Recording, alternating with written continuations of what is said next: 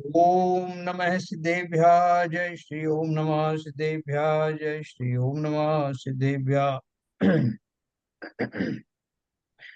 मंगलम भगवान वीरो मंगलम गौतमो गणि मंगलम कुंद कुंदाद्यो जैन धर्मोस्तु मंगलम सर्वमंगल मांगल्यम सर्व कल्याण कारकम प्रधानम सर्वधर्माणां जैनम जयतु शासनम जैनम जयतु शासनम जैनम जयतु शासनम। नमः समय साराय स्वानुभूत्या चकासते चकासते। चित स्वभावाय भावाय सर्वभावांतरच्छिदे।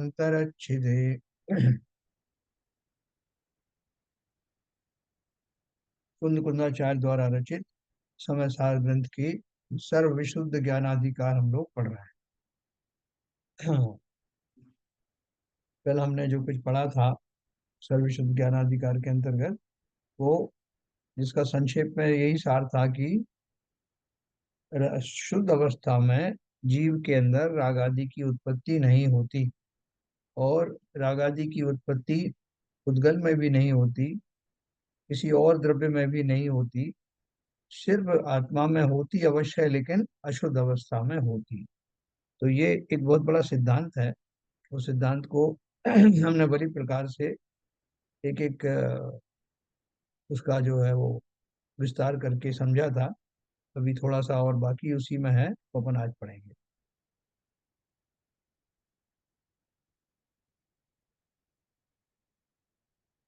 आज क्या हो गया, आज कोई आया नहीं, 8 मिनट हो गए।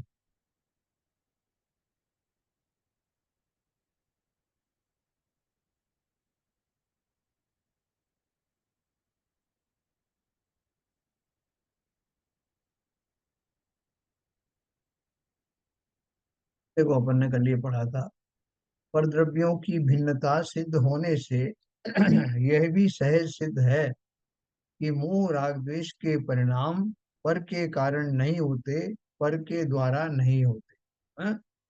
मोह राग द्वेष के परिणाम, ये बहुत इंपॉर्टेंट नियम है, सिद्धांत है। मोह राग द्वेष के परिणाम पर के कारण नहीं होते, पर के द्वारा नहीं होते। दूसरी बात यह है कि आत्मा के स्वभाव न होने से आत्मा के आश्रय से भी उनकी उत्पत्ति संभव नहीं। अतः अंततः हम इसी निष्कर्ष पर पहुंचते हैं, इन मोह राग देश की उत्पत्ति आत्मा के अज्ञान से आत्मा में ही होती है? और इनका अभाव भी आत्मा के आश्रय से ही होता है। अतः एकमात्र आत्मा का आश्रय लेना ही उपाय है।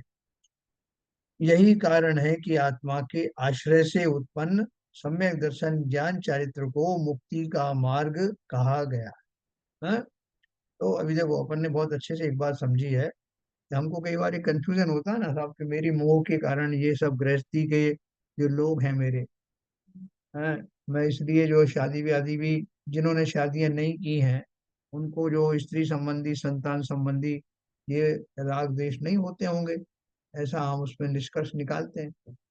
तो इस सिद्धांत से क्या समझे, इस सिद्धांत में क्या बोला कि वो पर पदार्थ वास्तव में मोह राग द्वेष के कारण नहीं होते। क्यों वो हो, उनकी उपस्थिति हो या ना भी हो, लेकिन जीव उनके एब्सेंस में भी उनसे राग द्वेष से जुड़ जाता है।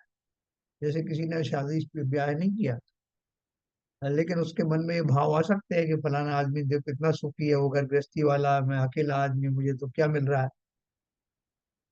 घर में कोई भोजन बनाने वाला नहीं है, मेरे कोई संतान भी नहीं है जो बुढ़ापे में मेरा ख्याल रखेगा। यानी हम कोई भी तरह से अपने भावों के द्वारा पर पदार्थों को मोह राग द्वेष का कारण बना सकते हैं, जिम्मेदार बना सकते हैं, जबकि वास्तव में मैं ही अपनी अज्ञान दशा में उनसे जुड़ करके मोह राग द्वेष को जन्म देता हूँ। मैंने बोले साहब ऐसा नहीं है, बहुत सारे लोग मेरे जीवन में आते हैं, कोई मुझे अपमान करता है, तो कोई मुझे जो है गाली देता है, तो मैं चुप थोड़ी बैठूंगा। तो मेरा तो, मैं वैसे शांत रहता हूँ, लेकिन अगर कोई जरा मुझे छेड़ दे तो फिर मुझसे नहीं रहा जाता।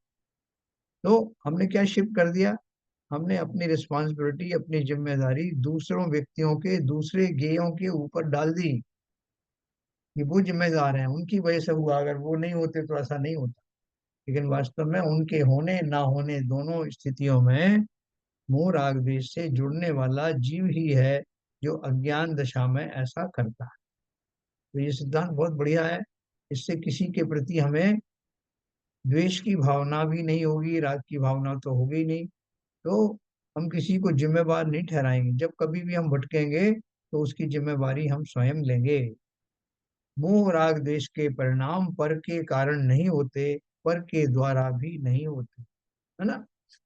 अब दूसरी बात है कि तो नहीं होते तो पर आत्मा में होते हैं, तो आत्मा जिम्मेवार है ना। तो उन्होंने ये लिखा, दूसरी बात यह है कि आत्मा का स्वभाव ऐसा न होने से आत्मा के आश्रय से भी उनकी उत्पत्ति संभव नहीं है। तो अभी रूल आउट हो गया कि आत्मा भी, जो उसका स्वभाव है, उस स्वभाव में राग द्वेष आदि को स्थान नहीं है। तो फिर क्या निष्कर्ष निकाला? अतः अंततः हम इसी निष्कर्ष पर पहुंचते हैं कि इन मोह राग द्वेष की उत्पत्ति आत्मा के अज्ञान से होती आत्मा में ही है, लेकिन अज्ञान दशा में होती है। और इनका अभाव भी आत्मा के आश्रय से ही होता है। अभाव कैसे हो जाएगा? तो जब वो डॉक्टर किसी रोगी का इलाज करता है, तो उसको वो जो उसकी जो हेल्थ वाली, यानी निरोगी जो अवस्था है, उसका ज्ञान है। डॉक्टर को भी है, मरीज को भी है, कि जब मैं पूर्ण निरोग हो जाऊंगा, या डॉक्टर माने जब मेरा मरीज पूर्ण निरोग हो जाएगा तो कैसी दशा होगी। मतलब रोगों को माइनस करके देख लेगा कि रोग चले जाएंगे तो ये कैसा हो जाएगा, भरपूर चल पाएगा, इसका भोजन भी डाइजेस्ट होगा, इसको, इसके चेहरे पे जो है वो निखार आ जाएगा, इसके हाथ पैरों में दर्द होता वो सब चला जाएगा, इसकी जितनी अबनॉर्मलिटी वो चली जाएंगी। तो ये सब जो उसको दिखाई दे रहा है इलाज करने के टाइम, तो वो कहाँ तक इलाज करेगा जब तक कि ये दशाएं प्राप्त ना हो। तो उसी प्रकार से आत्मा को अपनी शुद्ध अवस्था का ज्ञान भी है। उसका आश्रय लेकर के कोई, जहाँ कोई अबनॉर्मेलिटी आ गई है उसको दूर करेगा और अपने स्वभाव दशा तक पहुंचा देगा। इसलिए उन्होंने बोला कि वो जो मोह राग द्वेष की दशा अज्ञानता के कारण आ गई है, उसका निवारण भी जीव स्वयं ही अपनी शुद्ध पर्याय को कंपेयर करके कर लेगा। अतः एकमात्र आत्मा का आश्रय लेना ही उपाय है। यही कारण है कि आत्मा के आश्रय से उत्पन्न सम्यक दर्शन ज्ञान चारित्र को मुक्ति का मार्ग कहा गया। अब इसी भाव का पोषक कलश काव्य लिखते हैं, जिसका पद्यानुवाद इस प्रकार है, 218।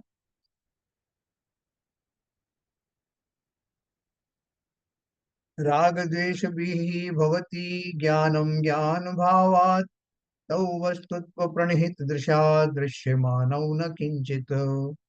सम्यक दृष्टि क्षप्यतु ततस्त तत्वदृष्ट्या स्फुटं तौ, ज्ञान ज्योतिर्ज्वलति सहजम येन पूर्णाचलार्चिः। हाँ, इसका अर्थ ये बताया उन्होंने, यही ज्ञान अज्ञान भाव से राग द्वेषमय हो जाता, पर तत्व दृष्टि से वस्तु नहीं ये। तत्व दृष्टि के बल से क्षय कर इन भावों को हो जाती है अचल सहज ये ज्योति प्रकाशित। हाँ, 219 भी पढ़ते हैं।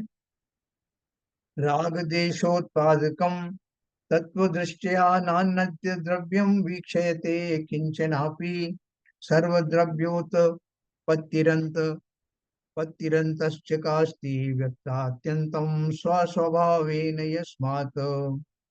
है ना, ये दो हमने 218 219 पढ़े।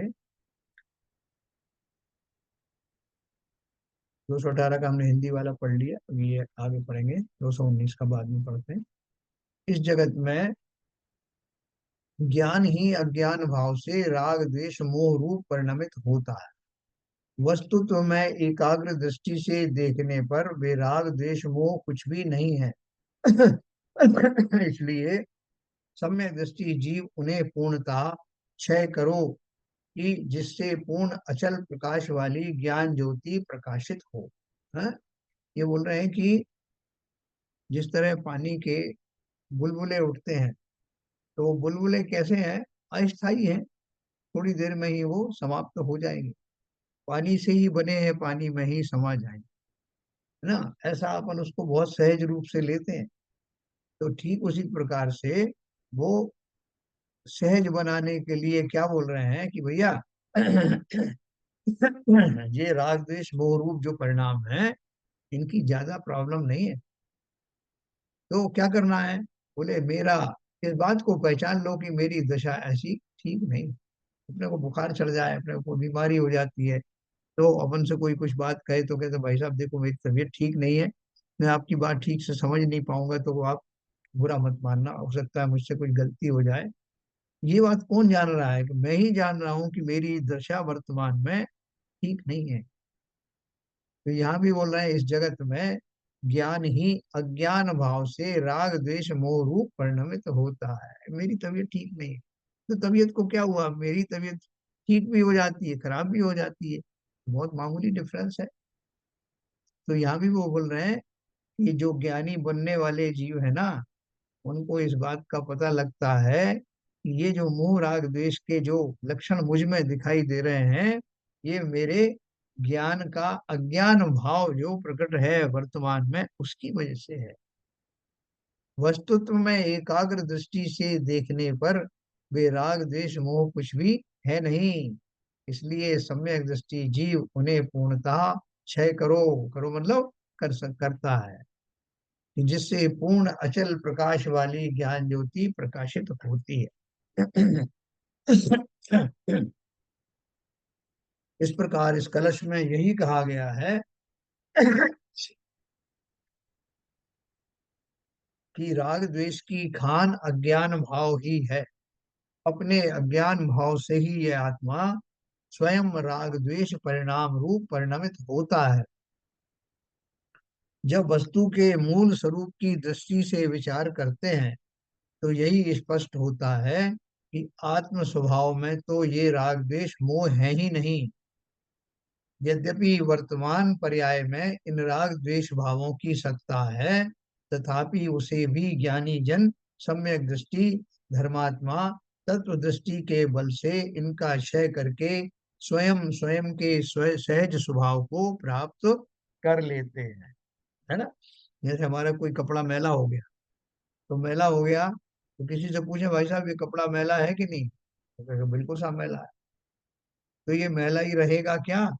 बोले नहीं, ये जरूरी नहीं कि मैला ही रहे, आप उपाय करोगे तो ये साफ भी हो जाएगा, स्वच्छ हो जाएगा।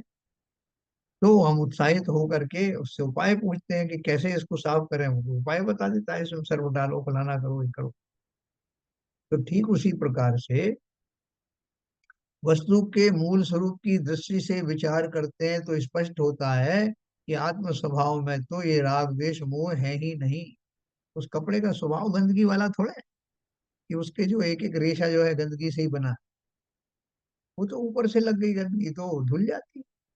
ऐसे ही जीव के स्वभाव में राग द्वेष मोह है नहीं, वो ऊपर की गंदगी है, निकल जाएगी। यद्यपि वर्तमान पर्याय में इन राग द्वेष भावों की सत्ता है, तथापि उसे भी ज्ञानी जन सम्यक दृष्टि धर्मात्मा तत्व दृष्टि के बल से इनका क्षय करके स्वयं स्वयं के सहज स्वभाव को प्राप्त कर लेते हैं। अब आगामी गाथा के भाव का सूचक कलश काव्य लिखते हैं। 219 हमने पढ़ा था, जिसका पद्यानुवाद इस प्रकार।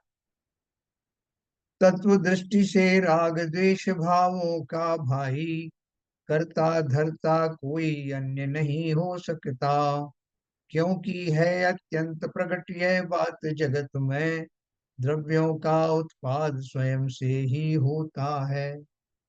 हाँ?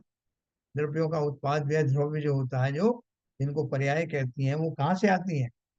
कोई बनाता है क्या उनका? नहीं, उसमें ही छुपी होती हैं, है ना।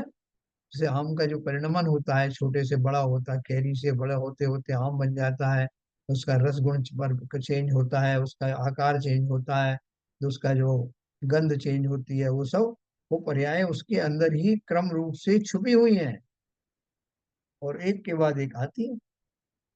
मनुष्य के और सबके जीवों के जो शरीरों को देखते हैं कि वह जो शिशु अवस्था है, बाल्यावस्था है, किशोरावस्था है, युवावस्था है ना, और वृद्धावस्था है, सभी एक के बाद एक क्रम से आती है। ये उस द्रव्य का स्वभाव है। इसलिए तत्व दृष्टि से राग द्वेष भावों का भाई, करता धरता कोई अन्य नहीं हो सकता। क्योंकि है अत्यंत प्रकट यह बात जगत में, द्रव्यों का उत्पाद स्वयं से ही होता है। तत्व दृष्टि से देखा जाए तो राग द्वेष को उत्पन्न करने वाला अन्य द्रव्य किंचित मात्र भी दिखाई नहीं देता। क्योंकि सर्व द्रव्यों की उत्पत्ति अपने स्वभाव से ही होती हुई अंतरंग में अत्यंत स्पष्ट प्रकाशित होती है ना। सभी द्रव्यों की उत्पत्ति, जैसे कल वो ललित जी बोल रहे थे ना कि बाकी द्रव्यों का अब क्या हाल है? अगर जो हम उद्गल द्रव्य की बात करें या जीव द्रव्य की बात करें तो बाकी के द्रव्य की भी तो करो। तो बाकी के द्रव्य की इसलिए करने की आवश्यकता नहीं कि वो नोबल द्रव्य हैं, उनमें इस तरह की बातें होती भी नहीं है, और जीव का उनसे बहुत कम ऐसा डायरेक्ट पाला पड़ता, परोक्ष में सब होता रहता है। तो क्योंकि सर्व द्रव्यों की उत्पत्ति अपने स्वभाव से ही होती हुई अंतरंग में अत्यंत स्पष्ट प्रकाशित इस प्रकार इस कलश में यही कहा गया है कि प्रत्येक द्रव्य का परिणमन उसके स्वयं के स्वभाव से ही होता है, अन्य द्रव्यों के कारण नहीं। आत्मा भी एक द्रव्य है, इसलिए उसका परिणमन भी उसके ही द्वारा किया जाना इष्ट है। मोह राग द्वेष रूप परिणमन भी आत्मा का ही परिणमन है, अतः वह भी उसके द्वारा ही किया जाना इष्ट है? मैंने आम की आपको उदाहरण दिया, उस आम में एक और गुण है, उसकी एक पर्याय और है कि अगर वो ज्यादा दिन तक उसमें लगा रहे, डाल में लगा रहे, तो उसमें सड़ाहन भी पैदा हो सकती है, सड़ भी सकता है, मुरझा भी सकता है, उसमें कीड़े भी लग सकते हैं। ये सब भी उसके पर्याय हैं जो हो सकती हैं, लेकिन ये पर्याय सब में नहीं होती, इसलिए खाली ये विभागों में आती है। ठीक है ना। लेकिन है सब वो उसी का ही भाग, तो इसीलिए उन्होंने यहाँ भी लिखा है, मोह राग द्वेष परिणमन भी आत्मा का ही परिणमन है, अतः वह भी उसके द्वारा ही किया जाना इष्ट है। जो भी कुछ भी अगर सड़न गलन भी होती है तो आत्मा के वो आम का ही वृक्ष में या उसके पौधे में या उसके फल में ही वो सब गुण है। यही कारण, इसलिए देखो किसी पेड़ में अगर इल्लियां वगैरह लगती हैं या कुछ और उसमें खटास आती है फल में, तो उसकी जड़ों में कुछ केमिकल डालते हैं, क्योंकि करना तो पेड़ को ही है। वो केमिकल डायरेक्ट उसके ऊपर डालने से सर नहीं होगा, पेड़ उसको ट्रांसफॉर्म करेगा और तब उसको यथा योग्य शाखाओं के माध्यम से पहुंचाएगा। तो ठीक उसी प्रकार से करना सब कुछ मुझे ही है। यही कारण है कि यहाँ यह कहा गया है कि आत्मा स्वयं ही अपने अज्ञान भाव के कारण अज्ञान अवस्था में मोह राग द्वेष रूप परिणमता है, किसी अन्य के कारण नहीं। अपने स्वयं के राग द्वेष मोह का कारण पर में खोजना अज्ञान ही है? तो हमें अगर ये सिद्धांत समझ में आता है और विश्वास है, तो फिर भी मैं लोगों से लड़ूंगा क्या जाकर? भाई साहब, आज आपके कारण जो है मेरी पूजन में बड़ा विघ्न हुआ, आज आपकी वजह से मेरा जो है रोजी रोटी के ऊपर बड़ा अंतराय आया, आपकी वजह से आज ये हुआ। आप बोलोगे ये तो कहीं नहीं हो, ये तो सामने प्रत्यक्ष दिखता है, इसे कैसे मना कर सकते हैं? हैं? तो स्वयं के राग द्वेष मोह का कारण पर में खोजना अज्ञान लिखा है, ये बात कहाँ तक सही है बताओ ललित जी?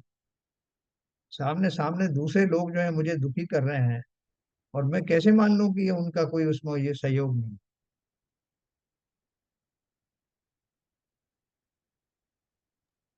तो क्या एक द्रव्य दूसरे द्रव्य का कुछ नहीं कर सकता, सभी द्रव्य स्वतंत्र हैं। तो हम जो पर में खोजने का कारण एक्चुअली वो सही नहीं है एक्चुअली, क्योंकि ये तो हमारा भाव ही है, जो कि एक कोई विषय है या कोई वस्तु है जिससे देखकर जो हमारे मन में भाव उठ रहे हैं, किसी दूसरे जीव के मन में अलग भाव उठते हैं। अलग अलग जीव के बारे में, जैसे आम देखा तो अलग अलग उसे देख के अलग अलग भाव उठेंगे सबके मन में। तो ये तो उस व्यक्ति के ही ऊपर है जबकि भाव वो कैसे बने उसके ऊपर।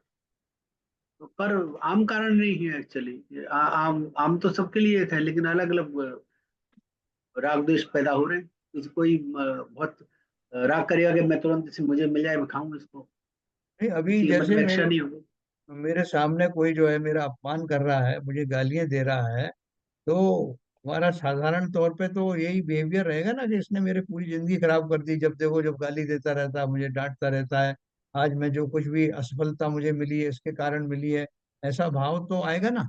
और सभी जीवों को आएगा या कुछ को नहीं, आएगा? ये हमारे चॉइस के ऊपर है, हम क्या चूज करें एक्चुअली। जब मान लो मुझे कोई गाली दे रहा है हाँ। तो मैं उसमें क्षमा भाव रखूं, इग्नोर कर दूं, नहीं सुनूं उसकी बात, ये या उस पर गुस्सा करूं।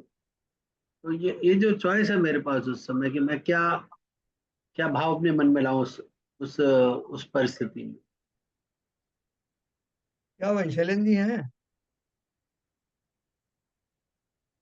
मतलब ये बड़ा मुश्किल काम है, ऐसा हम सामने सामने देख रहे हैं कि इस जीव की वजह से मेरी ये दशा हुई, मैं बर्बाद हो गया है, वो मुझे मार रहा है, और फिर भी मैं कहूँ कि इसकी वजह से नहीं मर रहा हूं मैं। नहीं तो सर अभी नहीं, सब अलग अभी अलग स्थिति में, जैसे हम देखें कई खिलाड़ी जो है बहुत जी। गरीब दशा में होते हैं और एक्सेल कर नेशनल लेवल पे खेल रहे हैं। हाँ। और बहुत खिलाड़ी हैं जो कि बहुत लग्जूरियस में बहुत अच्छी ट्रेनिंग मिल रही है। तो अब वो तो उन्होंने अपने प्रयास से किया है, जो उनका उनका जो परिस्थिति उसका कारण नहीं बनी ना कोई। नहीं प्रयास से तो किया है, लेकिन उनको जो शारीरिक में जो क्षमता मिली या ऐसी परिस्थितियां मिली या ऐसी प्रैक्टिस करने की जगह मिली या ये सब मिला, तो ये भी तो सब ऐसा तो हो नहीं सकता कि ये सब उन्होंने अपने बल से पैदा किया हो। तो ये वो स्वाभाविक तो रूप से उनको सब निमित्त मिलकर चला निमित्त गया। बन गए ना एक्चुअली, वो तो निमित्त बने एक्चुअली। हाँ, तो निमित्त तो यही तो होता है ना कि जैसे अभी जो बोल रहे हैं कि आज आज हाँ, जैसे हम लोगों को एक क्षणिक तो कोई बात हमको ऐसी लगती है कि अरे इसकी वजह से हो गया। लेकिन तुरंत ध्यान में आता है कि इसका मतलब इसके लिए ये रीज़न तो नहीं है, क्योंकि इसके लिए रीज़न हम ही हैं, या हमारे ही कुछ ऐसा कार्य विघ्न होना था या कार्य में अच्छा होना था, तो उसके वजह से ये हुआ है। और ये जो अभी मतलब थोड़ा सोच तो चेंज हुआ है, उसमें तो कोई डाउट नहीं है, क्योंकि उसकी वजह से काफ़ी कुछ हमारा मन शांत रहने लगा है।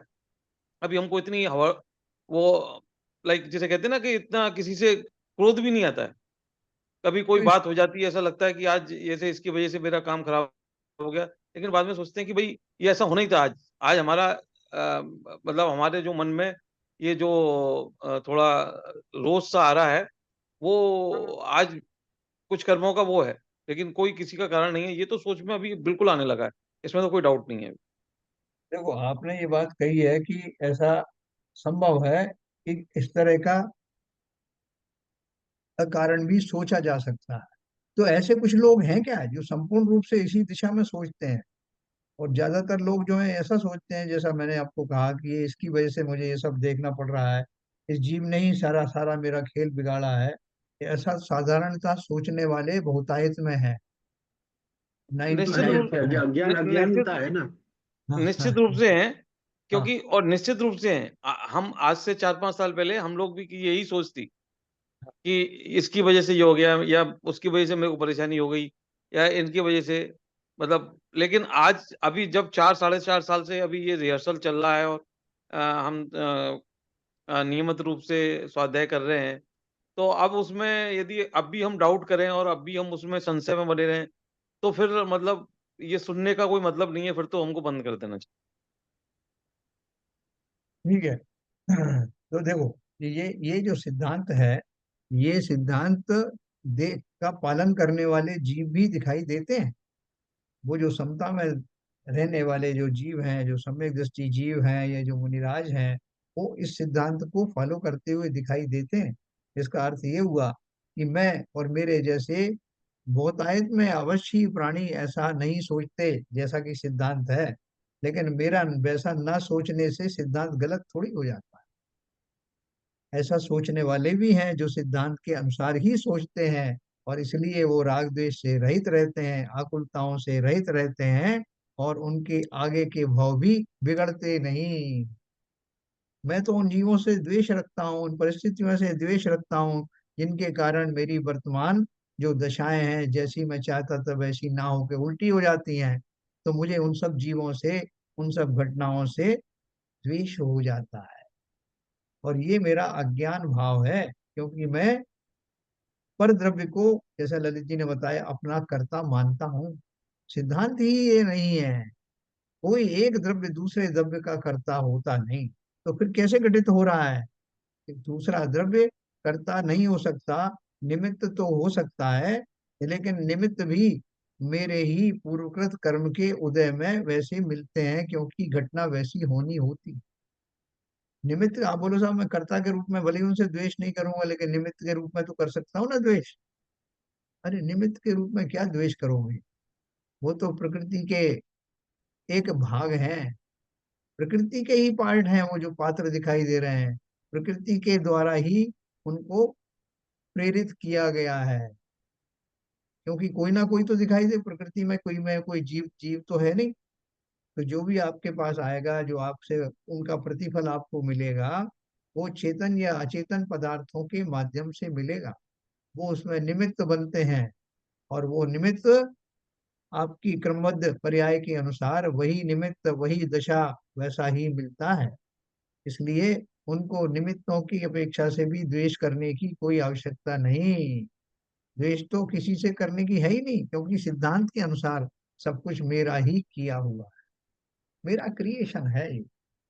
भले ही अभी का हो या पूर्व हो का हो, है मेरा ही। ठीक है सर। सामान्य व्यवहार में हाँ आप निमित्त तो जब मानेंगे, किसी ने आपको गाली दी, आपको हाँ गुस्सा आ गया, तो वो हाँ, निमित्त बन गया। आपको बराबर। गुस्सा ही नहीं आया, आप जैसे पहले थे वैसे ही बैठे हुए हैं, तो उसका बिल्कुल, निमित्त कहाँ बना? उसको बिल्कुल सही, निमित्त क्यों कह रहे हो? बिल्कुल सही। वो तो अपने बक रहा है, गाली बक रहा है, कुछ भी बक रहा है, बकने दो। जो उससे अफेक्टेड हो जाएंगे उनके लिए वो निमित्त बन जाएगा, नहीं, वो जो उन्हीं की उससे बात अफेक्ट हो नहीं रही, होंगे उनके लिए निमित्त उन्हीं नहीं की बात बनेगा। हो रही, जो जो उनसे अफेक्टेड हो गए हैं, वही ऐसा सोच रहे हैं कि ये नहीं होते तो आज मैं कहाँ पहुंच गया होता। वो दोनों तरफ सोचता है कि इनकी वजह से मेरा जीवन सफल हो गया, दूसरा बोलता है इनकी वजह से मेरा सब प्रोग्रेस रुक गई, इन्होंने मेरे ऊपर टोना टोटका कर दिया, इन्होंने मेरे ऊपर ये कर दिया। तो ये 99% जीव इसी तरह की बात सोचने के कारण से राग द्वेष से ग्रस्त रहते हैं, आकुल व्याकुल रहते हैं, नवीन कर्मों का बंद करते हैं, राग द्वेष का पोषण करते हैं। और जो नहीं करते, ऐसे लोग भी हैं, हम स्वयं देखते हैं कि ऐसे लोग भी हैं। इससे अर्थ ये हुआ कि सिद्धांत ऐसा नहीं है कि आपको राग द्वेष करना ही करना है, आपके हाथ में है। अगर आप इस सिद्धांत को समझते हैं, तो घटनाओं को उनको सहज रूप में लेना शुरू कर देना, वही ज्ञानी करता है ना।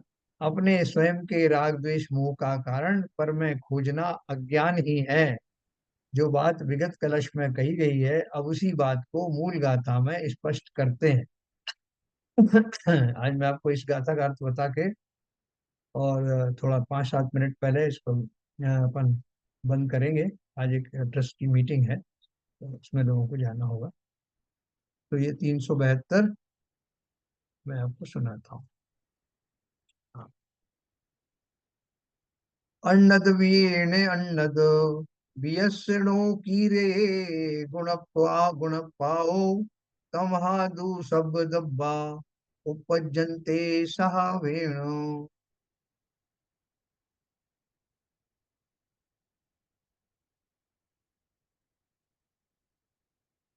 इसका पद्यानुवाद इस प्रकार है। तत्व दृष्टि से, कौन सी वाला है? नहीं, 200 में है, 372।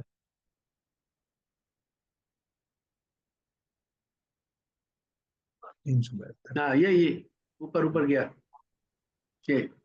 गुणोत्पादन गुणोत्पादन द्रव्य का कोई अन्य द्रव्य नहीं करे, क्योंकि सब ही द्रव्य निज निज भाव से उत्पन्न हो। है ना।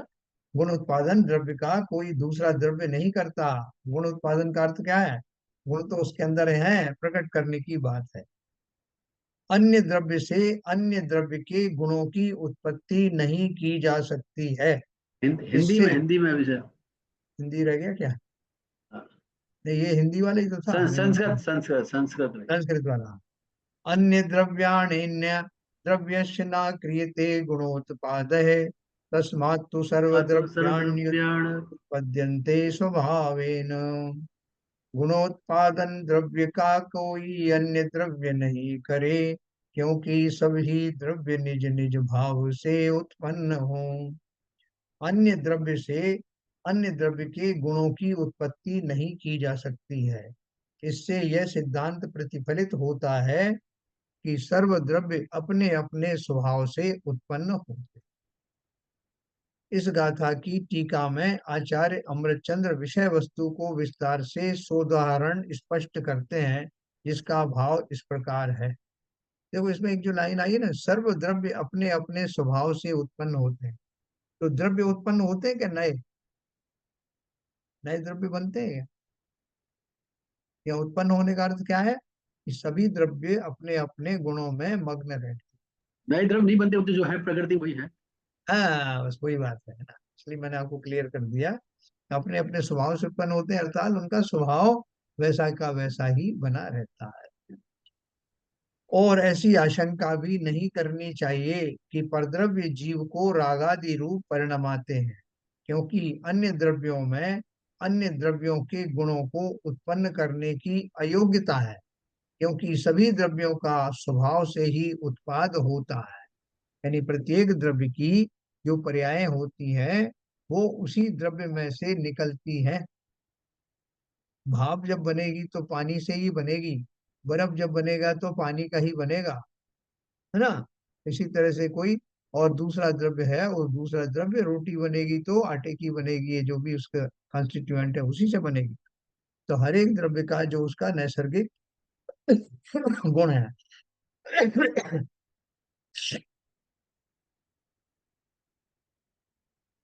है ना। ऐसी आशंका भी नहीं करनी चाहिए कि परद्रव्य जीव को राग आदि रूप परिणाम आते हैं। जैसा अपन ने ऊपर कहा था ना, कि मैं कहूँ साहब इसने मुझे गुस्सा दिलाया, या मैं कहूँ कि इसने आज मुझे खुशी दिला दी, तो कोई दूसरा द्रव्य दिलाता नहीं। ये तो खुशी या दुख मेरे अंदर ही पनपते रहते हैं। मुझे खाली एक जरा सा एक इशारा भर चाहिए, कोई ना कोई बहाना चाहिए, और मैं रागी द्वेषी हो लेता हूँ। हैं? जड़ कर्म घुमाता है मुझको, यह मिथ्या भ्रांति रही मेरी। मैं रागी द्वेषी हो लेता, जब परिणति होती है जड़ की। यो भाव कर्म या भाव मरण, सदियों से करता आया हूँ। निज अनुपम गंध अनल से प्रभु, पर गंध जलाने आया हूँ। हैं? तो ये वास्तव में मुझे ऐसी ही गलतफहमी होती है, जड़ कर्म घुमाता है। पर द्रव्य है जड़ कर्म, वो क्या घुमाएगा तुम। मैं ही उन प्रसंगों में रागी द्वेषी हो लेता हूँ और नवीन कर्मों का बंद करता हूँ। तो ऐसी आशंका भी नहीं करनी चाहिए कि परद्रव्य जीव को रागादि रूप परिणमाते हैं, क्योंकि अन्य द्रव्यों में अन्य द्रव्यों के गुणों को उत्पन्न करने की अयोग्यता है, क्योंकि सभी द्रव्यों का स्वभाव से ही उत्पाद होता है। अब इसी बात को विस्तार से दृष्टांत पूर्वक समझाते हैं। यहाँ एक प्रश्न संभव है कि घट भाव रूप से उत्पन्न होती हुई मिट्टी कुम्हार के स्वभाव से उत्पन्न होती है, या मिट्टी के स्वभाव से। तो अपना जो प्रसिद्ध कुम्हार वाला दृष्टांत है ना, तो क्या बोल रहे हैं, जो घड़े के रूप में जो बनी है, वो मिट्टी कुम्हार के स्वभाव के कारण घड़ा बना है, या मिट्टी के स्वभाव के कारण। यदि यह कहा जाए कि कुम्हार के स्वभाव से मिट्टी घट भाव रूप से उत्पन्न होती है, तो उस घट को उस कुम्हार रूप पुरुष के शरीर आकार होना चाहिए। है? जो कुम्हार घट बनाने के अहंकार से भरा हुआ है, और जिसका हाथ घट बनाने का व्यापार कर रहा है, परंतु ऐसा तो होता नहीं कि कुम्हार जो है वो अपने शरीर की रचना कर दे मिट्टी को लेकर के। जैसा मेरा शरीर है वास्तव में वैसा ही, पुतला नहीं। ऐसा तो होता नहीं। तो वह घट इसमें पुरुष। एक्चुअली हर बार ऐसे डाउट्स आ जाते हैं इसमें। हाँ, अब जैसे एक मिट्टी रखी है चाक पे, हाँ, और उस मिट्टी से वो घट भी बना सकता है, घड़ा बना सकता है, दिया बना सकता है या चिलम बना सकता है। अब जो वो मिट्टी वही है, ये तीनों चीज या 4-5 चीज जो भी अलग अलग बन सकती है। अब कुम्हार बैठा वहां पे, अब तो देखो, कुम्हार ने मान लो घड़े का बनाने का भाव किया तो घड़ा बनेगा। अगर उसने चिलम बनाने का भाव किया चिलम बनेगा। नहीं नहीं, दिया आप बनाने का भाव उसको किया दिया बनेगा। देखो, ये जो जब घट घट की बात की जाती है, घट आदि का बात है। जो जो चीजें मिट्टी से बनती हैं उन सब की बात है। घट का तो उदाहरण दे रहे हैं। घट का आपने चिलम बना दो, आप मिट्टी की मूर्ति बना दो, कुछ भी बनाओ, जो मिट्टी से बनने वाली वस्तु है उन सब की बात होगी। उन सब में अच्छा। मिट्टी का ही स्वभाव है, यही बात है। यदि भाई उन्होंने देखो एक और कहा पुरुषाकार, ये वह घट पुरुषाकार तो होता नहीं है। ये उन्होंने खाली इसलिए समझाने के लिए कहा। आप बोलोगे घट नहीं होता तो पुरुष के आकार की मूर्ति तो हो सकती है, बात वो नहीं है। जो भी उत्पाद मिट्टी से बनते हैं वो ही मिट्टी से बनेंगे। कुम्हार का जो शरीर है, आप कुम्हार की आत्मा की तो बात ही छोड़ दो। कुम्हार का जो शरीर है, जिन पुद्गल परमाणुओं से उसका शरीर बना है, क्या कुम्हार उन पुद्गल परमाणुओं का उपयोग करके कुछ बना सकता है? नहीं बना सकता। जो भी मिट्टी के उत्पाद बना रहा है वो उसमें निमित्त तो अवश्य है, लेकिन बनाने का काम मिट्टी ही करे। चाहे चिलम हो, चाहे कुछ हो, चाहे कुल्हड़ हो, कुछ भी हो। यदि ऐसा हो तो फिर मिट्टी कुम्हार के स्वभाव से उत्पन्न नहीं होती, किंतु मिट्टी के स्वभाव से ही उत्पन्न होती है। यही निश्चित रहा, क्योंकि प्रत्येक द्रव्य के परिणाम का अपने स्वभाव रूप से ही उत्पाद देखा जाता है। अब वो गृहिणी जो है सवेरे पूछती है हमको नाश्ते में क्या बना दिया जाए, तो आपने बोला कि भाई रोटी बनाओ, पराठा बनाओ, तो वो उसके लिए रॉ मटेरियल लाएगी जिससे बनता है, आटा लाएगी। आपने बोला कि नहीं साहब मुझे तो पुलाव बनाओ, तो पुलाव के लिए दूसरा मटेरियल आएगा, चावल आदि आएंगे। आटे से तो पुलाव बनेगा नहीं।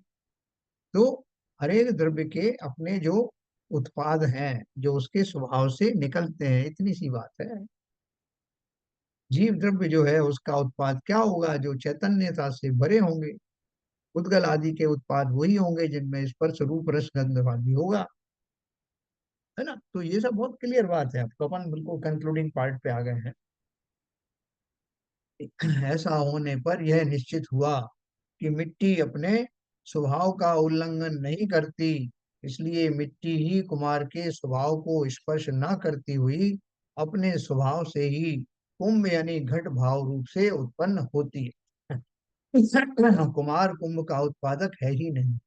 अब आपके वो मिट्टी रखी हुई है, कुम्हार आप बदल दो, कोई दूसरा व्यक्ति आकर के वो काम करे, लेकिन मिट्टी तो वही यूज करेगा, वही उस जैसी दूसरी। घड़ा बनाएगा तो मिट्टी ही को लेना पड़ेगा, चाहे कोई भी बनाए। तो इसलिए उन्होंने बोला मिट्टी अपने स्वभाव का उल्लंघन नहीं करती, इसलिए मिट्टी ही कुम्हार के स्वभाव को स्पर्श ना करती हुई अपने स्वभाव से ही कुंभ या घट भाव रूप से उत्पन्न होती है। कुम्हार कुंभ का उत्पादक है ही। भाई साहब कुम्हार तो बदला जा सकता है, मिट्टी हाँ, नहीं बदली जा सकती। यही तो मैंने कहा कि मिट्टी वही हाँ, मिट्टी या उस जैसी दूसरी मिट्टी भी हो, तब भी मिट्टी तो होगी मिट्टी मिट्टी होगी, ही। मिट्टी मिट्टी के जो गुण होंगे, हाँ, उपादान शक्ति जो होगी, वो तो हर मिट्टी में एक जैसी होगी ना। बस वो मिट्टी हो जिससे घड़ा बन जाए। कोई बोलेगा मैंने साहब आपको एकदम रेतीली मिट्टी ला दी, बनाओ घड़ा, हाँ? हाँ, उपादान शक्ति होनी चाहिए मिट्टी में। हाँ, उसमें वो गुण होना चाहिए। यह बात तो दृष्टांत पर घटित हुई है, अब इसी बात को दृष्टांत पर घटित करते हैं। कुमार की बात क्यों आई, कहाँ घटित करना है इसको? यहाँ एक प्रश्न संभव है कि स्वपरिणाम रूप पर्याय से उत्पन्न होते हुए सभी द्रव्य निमित्त भूत अन्य द्रव्यों के स्वभाव से उत्पन्न होते हैं या अपने स्वभाव से। अभी देखो दूसरी बात आ गई, निमित्त की बात आ गई कि साहब वो जो निमित्तों का तो कुछ करो, उनकी तो कुछ उपादेयता मानो। तो बोल रहे हैं यहाँ एक प्रश्न संभव है कि स्वपरिणाम रूप पर्याय से उत्पन्न होते हुए सभी द्रव्य निमित्त भूत अन्य द्रव्यों के स्वभाव से उत्पन्न होते हैं या अपने स्वभाव से। मतलब जिनका जो स्वभाव से जो पर्याय निकलती हैं, उनमें जो निमित्त बनते हैं वो निमित्तों का क्या रोल है, निमित्त के कारण वो ऐसा कर पाए या उनका स्वभाव ही ऐसा हाँ वही बात है, ये जो कुमार वाली बात थी।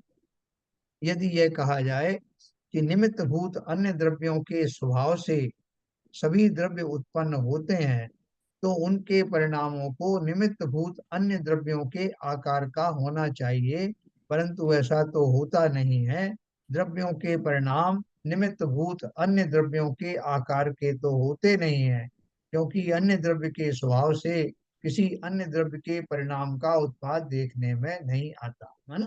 उसी बात की पुष्टि की उन्होंने कि निमित्त जो है वो, जो हमारा जो स्वभाव है, उस स्वभाव की दिशा में कार्य करने में तो निमित्त बन सकता, लेकिन जो कार्य हो ही नहीं सकता, जैसे हम बोले कि इस पुद्गल मूर्ति को जीव बना दो, तो बोले इसका निमित्त लाओ साहब, तो बन जाएगा ये जीव। कोई भी निमित्त ला के खड़ा कर दो, वो जीव बनेगा ही नहीं। इसलिए जिन्हें भी लाओगे वो निमित्त भी नहीं कहला सकते, ठीक है ना। तो इसलिए वो सिद्ध ये करना चाहते हैं कि यदि ऐसा है तो फिर सर्वद्रव्य निमित्त भूत अन्य द्रव्यों के स्वभाव से उत्पन्न नहीं होते, परंतु अपने अपने स्वभाव से ही उत्पन्न होते हैं। यही निश्चित रहा, क्योंकि प्रत्येक द्रव्य के परिणाम का अपने स्वभाव से ही उत्पाद देखा जाता है ना। इस बात को वो पक्का कर रहे हैं।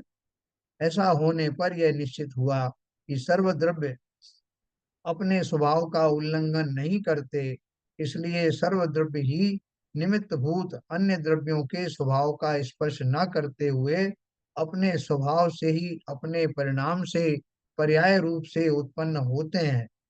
निमित्त भूत अन्य द्रव्य उनके परिणामों के उत्पादक हैं ही नहीं। अतः आचार्य देव अंत में कहते हैं कि हम जीव में उत्पन्न होने वाले रागादि भावों का उत्पादक परद्रव्यों को देखते ही नहीं है, मानते ही नहीं है, जानते ही नहीं है, फिर उन द्रव्यों पर क्रोध क्यों करें। हमारा क्रोध का कारण ही सब ये था संसार में। हमारे राग द्वेष का कारण क्या है? हमारी मिथ्या मान्यता। इसी का नाम मिथ्यात्व है, इसी का नाम अज्ञान दशा है। क्योंकि मैं ये मानता हूँ कि पर द्रव्य पर पदार्थ मेरा अच्छा बुरा करते हैं, कर सकते हैं, मैं भी कर सकता हूँ। इसी अज्ञान दशा के कारण संसार के समस्त जीव एक दूसरे से राग द्वेष आदि किया करते हैं। ये सिद्धांत अगर अपने को समझ में आ गया तो फिर हम ज्ञानी नहीं बन जाएंगे। तो इस प्रकार से आज हमने ये पढ़ा, कल इसी को कंक्लूड और करेंगे। गाथा नंबर ये हमने पढ़ी थी 220 नंबर का, ये वो 221 नंबर की गाथा से पहले हमने ये पढ़ा। कल अपन 221 गाथा पढ़ेंगे। अभी थोड़ा एक मीटिंग है आज, तो वैसे लोग भी बहुत कम आए हैं, 10 ही लोग हैं। तो इसका जिनवाणी स्तुति करेंगे, इस मीटिंग को मैं बंद करूंगा, फिर दूसरी मीटिंग शुरू करेंगे। चलिए जिनवाणी स्तुति।